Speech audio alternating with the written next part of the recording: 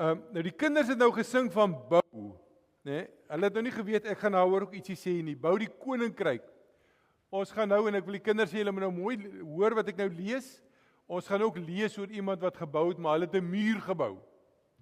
Hulle het 'n muur gebou. OK, Nehemia hoofstuk 4. Toe Sanballat hoor dat ons die muur bou, was hy woedend. Hy het met groot ergernis smalend teen die Judeërs uitgevaar en vir sy mede-amptenare en vir die soldate in Samaria gesê: "Waarmee is die arme Judeërs besig? Wil hulle vir hulle 'n stadsmuur bou? Wil hulle offerandes bring en in een dag klaarmaak? Wil hulle die klippe laat herleef uit daardie hope stof en as?" Kom ek sê net gou eers vir julle, vir die wat nou nie weet nie, wat die agtergrond is van dit wat ek hier lees. Daar was 'n ballingskap, die Babiloniese ballingskap. Nebukadneser het die mense van Juda, of die Israeliete soos hulle vandag bekend is, het hulle weggevoer in ballingskap en hulle die land afgebreek, hulle die muur rondom Jerusalem afgebreek en die mense weggevat om vir hulle te gaan werk in Babilonië. En toe het daar baie jare verbygaan, 60 of 70 jaar, toe het 'n nuwe koning gekom in Babilonië en toe sê hy: "Hierdie klomp Judeërs kan maar terug gaan na hulle land toe. Die wat wil. As hulle nie wil, kan hulle bly, die ander kan maar terug gaan na hulle land toe." En hulle gaan toe terug, maar die land is 'n woestynny gewees, want daar is alles is afgebreek, want vir jare daar niemand gewoon nie, die mure is afgebreek en so aan. En dit is nou waarvan ons hierso lees. Alles is afgebreek. Nou hierdie Sanballat en die manne, dis ouens wat nie hou van die Judeërs nie, né? Jy weet, daar waar Juda was, noord van Juda was daar Samaria, en hierdie Sanballat ou van wie ons hier lees, hy was die hoof daar in Samaria. In die suidekant was daar die Arabiere. Aan die ooste kant was daar die Ammoniete. Aan die weste kant was daar die mense van Asdod, dis waar die Filistyne vroeër gewoon het, net langs die Middellandse See. So al hierdie nasies, niemand van hulle het van die Judeërs gehou nie. So die Judeërs het eintlik baie vyande rondom hulle gehad. En hierdie ouens het nie daarvan gehou dat Juda se muur, die Jerusalem se mure opgebou word nie, want hulle was bang. Hierdie klomp Judeërs gaan later daar lekker veilig woon, hulle gaan dalk 'n groot volk raak en hulle gaan dalk vir hulle aanval. So hulle het gesê, kom ons raak ontslaaf van hierdie klomp ouens. Nou sê hulle, okay, Tobia, die Ammoniet, die Ammoniete het aan die ooste kant van Judea gewoon, het langs Sanballat gestaan, wat aan die noorde kant gewoon het, en hy sê, laat hulle bou. Daardie klipmuur van hulle sal omval as 'n jakkals daarteen spring. So dat maar nie gedink hierdie ouens kan goed bou nie, né? Hoor dit ons God, ons word bespotlik gemaak. Laat die smaad op hulle eie kop afkom, laat hulle gevangenes word in 'n land van ballingskap. Moenie hulle oortredinge vergewe nie. Moenie dat hulle sonde ooit voor U uitgewis word nie. Hulle het die bouers beledig. Ons het bly bou aan die muur, die hele muur was al halfpad gebou. Die mense se hart was in die werk. Sanballat, Tobia, die Arabiere wat suid van hulle gewoon het, die Ammoniete, die mense van Asdod, hulle was ewig ontstel toe hulle hoor die herstel van Jerusalem se muur vorder goed. En die afgebreekte gedeeltes is byna klaar opgebou. Hulle het saam gesweer om Jerusalem te kom aanval en verwarring te stig. Ons het tot ons God gebid en dag en nag wagte teen hulle uitgesit. Die Judeërs het begin kla, die draers se kragtig hier in, die pyn is te veel. Ons gaan nie dit reg kry om die muur klaar te bou nie. Ons teestanders het gedink, hulle sal niks weet of sien voor ons tussen hulle is en hulle doodmaak en die werk tot stilstand bring. So dis wat die ouens wou doen. Hulle wou so graag die werk moet tot stilstand kom, dat hulle gesê het, man, al maak ons hulle almal dood, dan doen ons dit. Ons is egter keer op keer gewaarsku deur Judeërs wat naby ons vyande gewoon het en van oral af na ons toe gekom het. Ek het die volk gewapen met swaarde, spiese, pile, boë, familiegewys ingedeel en hulle stelling laat inneem agter die muur, onderkant die plek waar die muur nog nie hoog genoeg was nie. Daarna, toe ek agterkom dat dit nodig is, het ek die vooraanstaande burgers, die amptdraers, die res van die volk toegespreek. Moenie vir hulle bang wees nie.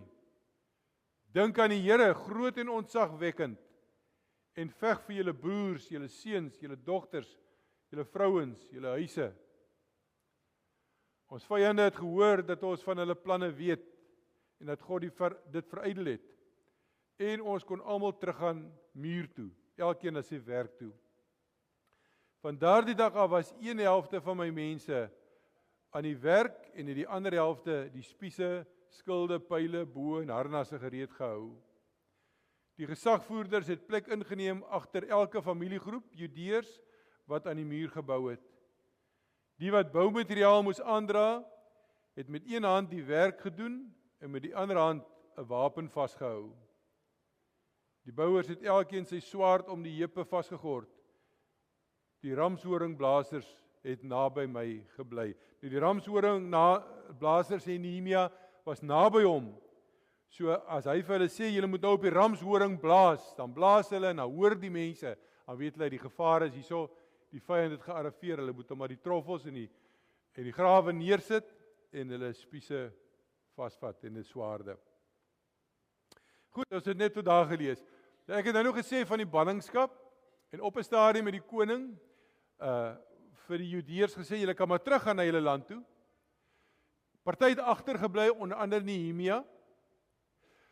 Maar die ouens wat agtergebly het, was nie omdat hulle onpatrioties was nie. Dit was nie omdat hulle gedink het, ag, ons stel nie meer in Juda en Jerusalem belang nie. Hulle het nog steeds in Jerusalem belang gestel. Hulle het steeds belang gestel in hulle vriende en familie wat teruggegaan het.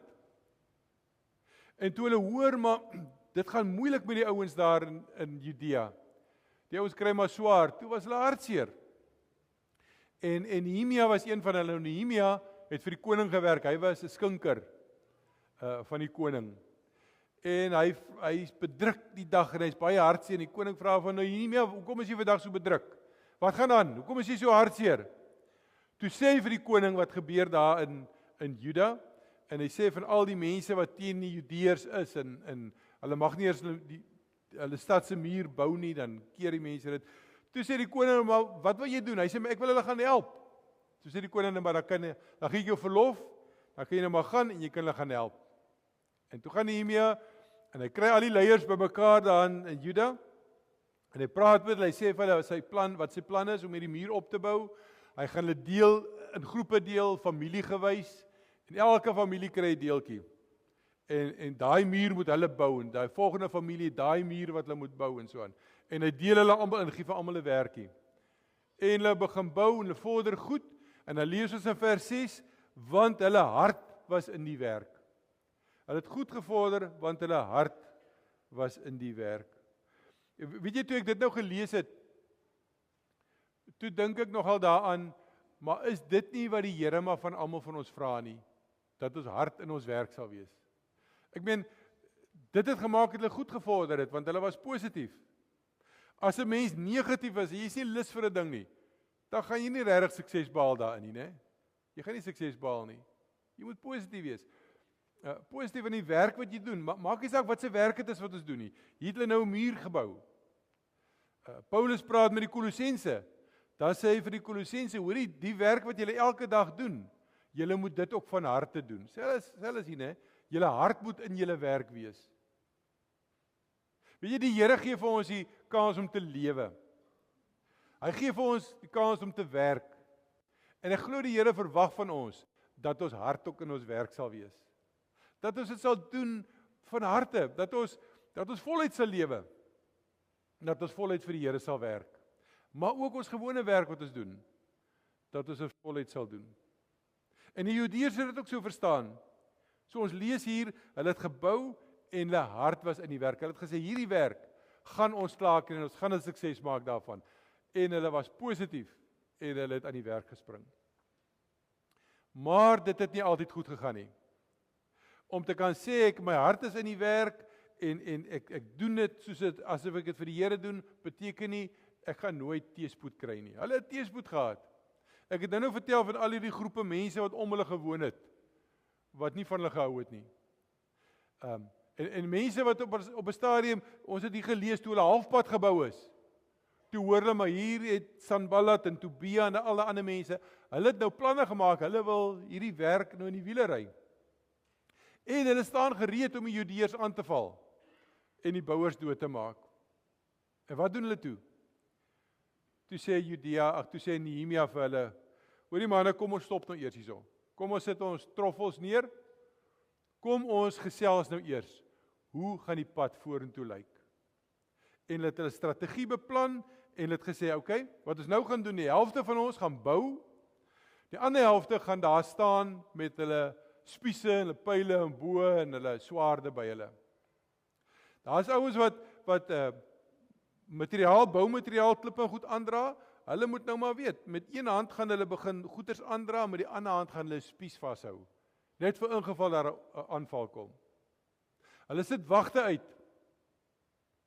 Hulle bid ernstig, en dit is nog 'n belangrike deel van hulle strategie, né?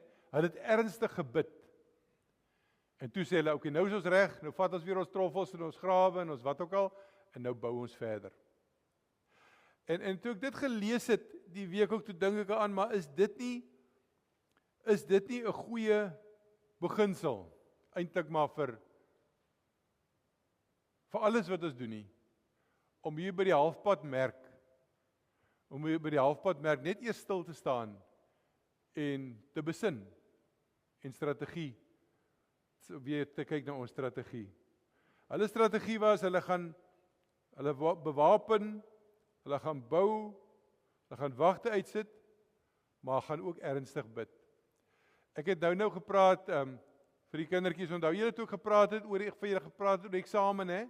Wie van julle het gehoor van die eksamen, en ek het weer gevra of julle bid? Waar is die kleintjies nou? Is hulle weg? Maar julle het gehoor, daar is daar aan my hand. Daar is 'n teoloog gewees, kom ons sê maar 'n dominee, né? In Duitsland. Sy naam was Wilhelm Rudolf. Nou Wilhelm Rudolf het baie goed geskrywe oor Nehemia. Hy het hierdie boek goed geken. En hy skryf 'n kommentaar daaroor, en toe sê hy nog iets wat my opgeval het in die kommentaar. Hy sê, toe hy die goeders lees, sê hy, toe dink hy aan die middeleeue.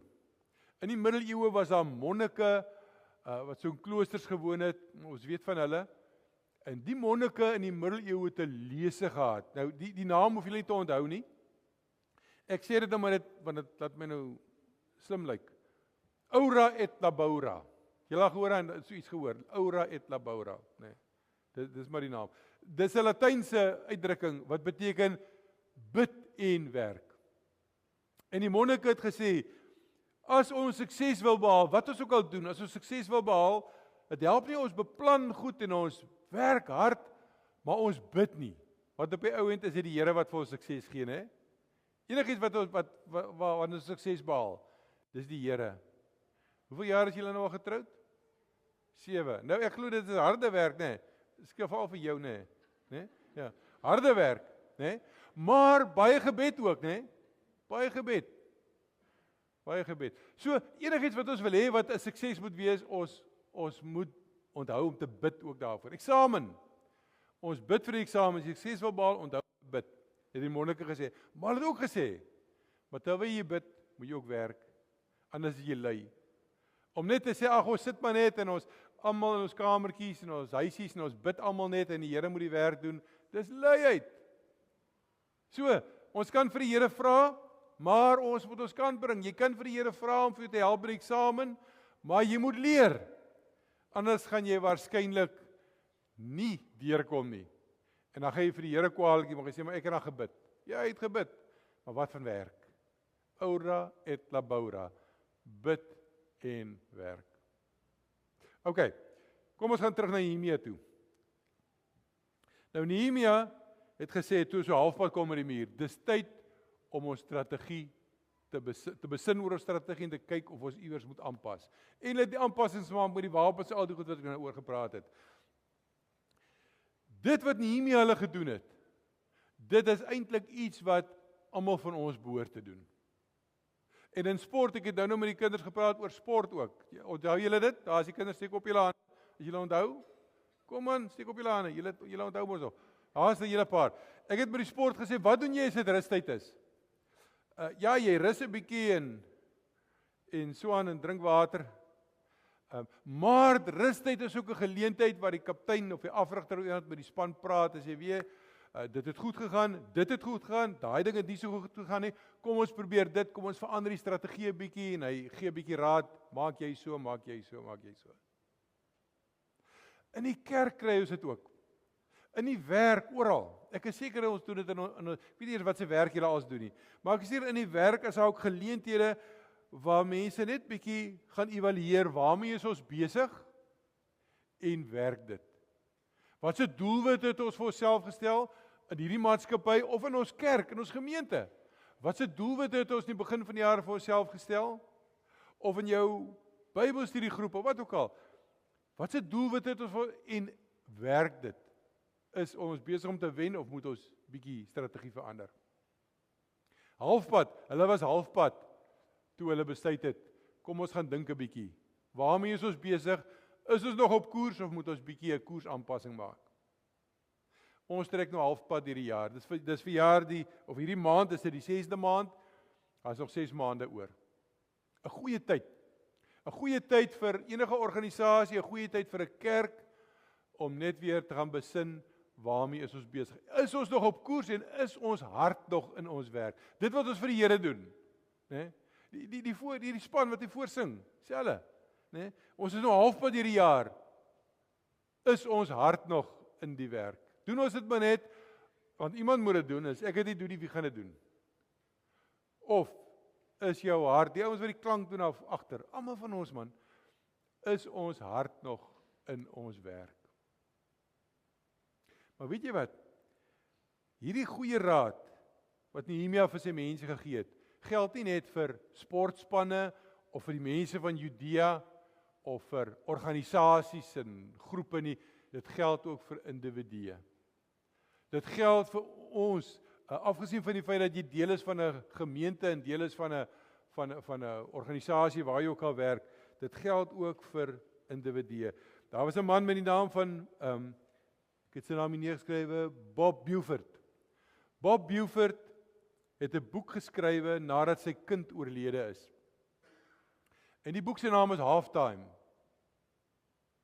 En in die boek praat hy juis oor die goed. Hy sê dat as daar so 'n tragedie in jou lewe is soos 'n kind wat sterf, dan maak dit dat jy opnuut weer gaan kyk na die lewe.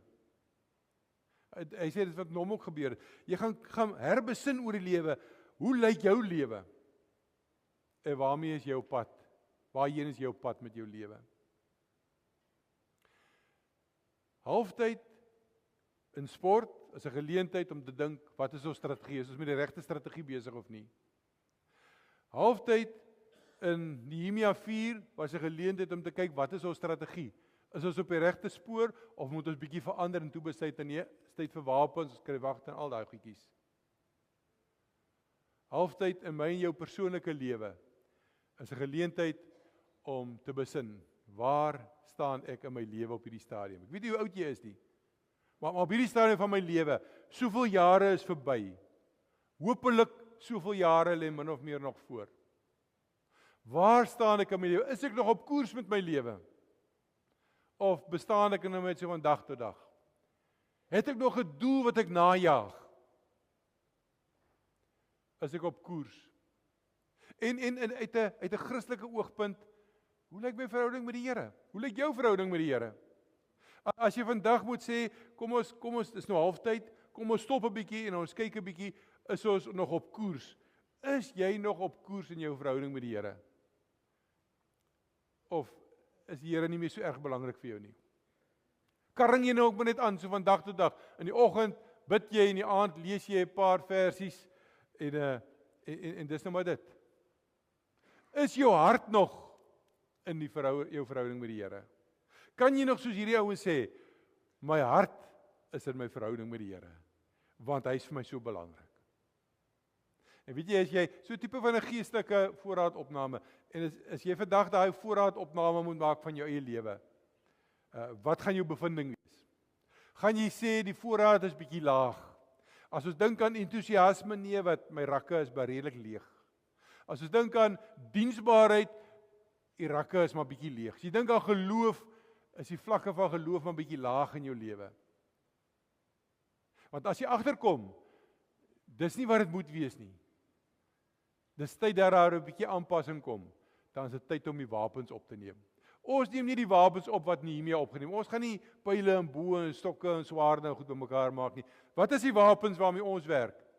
Ons werk met die wapenrusting van die Gees. Ken julle dit?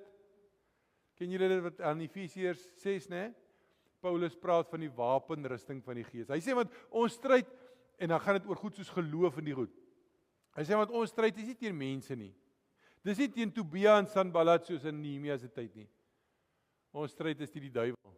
Want dis die duiwel wat probeer om 'n wig tussen ons en die Here in te dryf. Om so bestekopname te maak van ons lewe. Dis 'n tyd om weer terug te gaan na Efesiërs 6 toe. Terug te gaan na die Bybel toe sê, maar wat is die wapens waarmee die Here wil hê, wat die Here wil hê ons mee moet veg? En dan kom goed soos geloof in die goeie in. En gebed. Daar in Efesiërs 6 waar Paulus skryf oor die wapens van die geloof en die wapens van die Gees, die wapenrusting, dan sluit hy af in vers 18 en sê, doen dit alles bidtend. Sien jy, dit vat ons weer terug na Nehemia toe, né? Toe hulle halftyd tot stilstand gekom het en gesê het, kom ons besin 'n bietjie, moet ons 'n strategie aanpas, toe hulle self bewapen en dit ernstig tot God gebid. Dieselfde wat Paulus vir die Efesiërs sê, bewapen jou vir jou geestelike stryd, en doen dit alles bidtend. Bid, waarvoor bid ons? Ons bid dat die Here vir ons op die regte pad sal hou. Ons bid dat die Here vir ons nuwe energie sal gee. Ons bid soos Nehemia, in Nehemia 2 vers 18, dat die Here tog sy hand oor ons sal hou. Nou weet jy, ek praat nou als van halftyd, né? Natuurlik as ons oor ons eie lewe praat, dan weet ons nie presies waar die helfte is nie. Ons weet nie, ons aanvaar maar as ons na die kindertjies kyk, nee, wat hulle het nog ver van halftyd af. As ons na ou mense kyk, bejaardes kyk, as jy ons nie, hulle is dan almal oor halftyd. Maar weet jy, dit maak nie regtig saak nie. Of ons nou praat van 'n kwart of 'n half of 'n 3/4, maak nie regtig saak nie. Weet jy wat's belangrik? Dat ons net sulke stilhou plekke in ons lewe sal inbou. Sulke stilhou plekke in ons lewe inbou waar ons net tot rus kom en net 'n bietjie nadink. Hoe lyk my lewe tot op hierdie stadium? Hoe lyk my lewe? Hoe lyk my verhouding met die Here? Kan ek aangaan soos ek aangaan? Of is dit tyd vir vernuwing? Is dit tyd om opnuut my voor die Here te verootmoedig, opnuut my afhanklikheid van hom te bely en opnuut vir hom te vra, Here, U het my gehelp deur hierdie eerste helfte tot rustyd toe, tot halftyd toe. U het my gedra tot waar ek vandag is. Vir die tyd wat oor is. Wat 'n persentasie van my lewe dit ook al mag wees, maar vir die tyd wat oor is, wil ek vandag vir U kom vra, hou U hand oor my, soos Nehemia gebid het, hou U hand oor my, hou U hand oor my, hou U hand oor my gesin, oor my huis, en wil U vir ons help, om in die helfte wat oorbly, koers te hou, in die lewe. Amen, kom ons bid saam. Hemelse Vader, en dis nou presies wat ons wil bid, soos Nehemia ook op 'n stadium gebid het, Here, hou U hand oor my, wil ons vir U kom sê, Here, hou tog U hand oor ons. Hou U hand oor elkeen van ons individueel, oor ons huise, oor ons kerk, oor ons land. Here, want sonder U kan ons niks doen nie. Leer ons tog daardie waarde van aura et labora. Leer ons daai waarde, Here, van te werk en met entoesiasme en voluit te werk, om ons besig is om dit van harte te doen. Maar ook om nie te vergeet om te bid nie. Want is U wat sukses gee. En is U wat seën. En Here, ons is afhanklik van U seën. Waarmee ons ook al van dag tot dag besig hou. Sonder U kan ons niks doen nie. Die kinders wat nou met eksamen begin maandag, het ek nou gehoor. Here, hulle kan hard werk, maar as U nie vir hulle gaan help nie, as U nie vir hulle gaan help om te konsentreer nie, as U nie vir hulle gaan help om die goed te onthou wat hulle geleer het nie, dan beteken die harde werk ook nie veel nie. Mag hulle dit besef, Here, klein soos wat hulle mag wees. Mag hulle besef, ons moet bid, want ons het die Here nodig. Here, maar dat ons ook sal onthou, bid is nie 'n verskoning vir luiheid nie. Ons moet nog steeds ons kant bring. Ag Vader, baie dankie dat ons hierdie goed kan lees in die woord. So baie goed. Elke keer as die woord oopmaak, Here, dan is daar goed wat ons iets van kan leer. Mag ons ook uit Nehemia se verhaal ietsie met ons saamvat, Here. Of dit die gedagte is van bid en werk, en of dit die gedagte is van om iewers dan net te gaan stil en te gaan sê, maar kom ons herbesin. Kom ek kyk 'n bietjie na my eie lewe. Is ek nog op koers? Of het ek al nodig om 'n paar aanpassings te maak, om weer op koers te kom, op Jesus se koers te kom? Wil U vir ons daarmee help, Heilige Gees, in Jesus se naam. Amen. Geliefdes, ontvang die seën van die Here, die genade van ons Here Jesus Christus, die liefde van God, ons hemelse Vader, en die gemeenskap van die Heilige Gees, bly elkeen. Amen.